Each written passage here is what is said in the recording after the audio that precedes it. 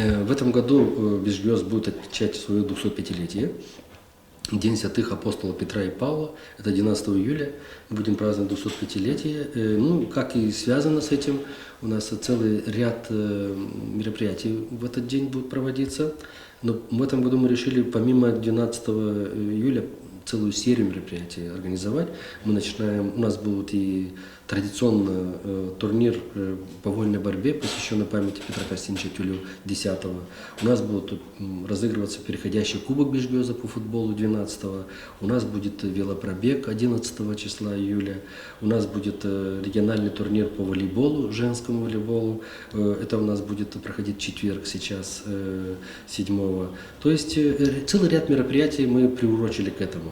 У нас очень много в этом году таких вот памятных дат. Помимо того, что село будет праздновать 205-летие, у нас 175-летие со дня открытия учебного заведения школы в Бижгёзе. В тот далекий 1841 году, когда открывался у нас 45-летие со дня открытия современного нашего здания детского сада.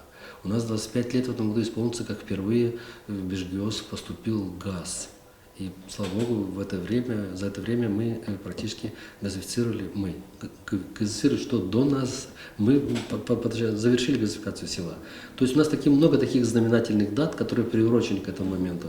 У нас 12 числа будет как традиционное богослужение, и на торжественном празднике в 15 часов дня мы о всех этих праздниках будем объявлять. Есть номинации, самые почетные жители села Бижгёз, это самые пожилые, скажем, почетные бабушка и дедушка, самый молодой житель, самая многодетная семья.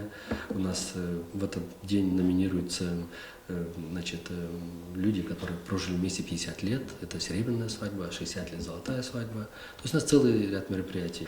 Очень много жителей села в этот день приезжают издалека, приезжают из России, приезжают, есть у нас таковые, что приехали из Америки, они хотят увидеть воочию этот день. Это день такой внутренний, семейный, внутрисельский такой праздник.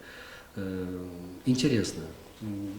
Вот это тот случай, когда мы празднуем, но уже празднуем после хорошей работы, а не празднуем для того, чтобы потом где-то когда-то, может быть, поработать.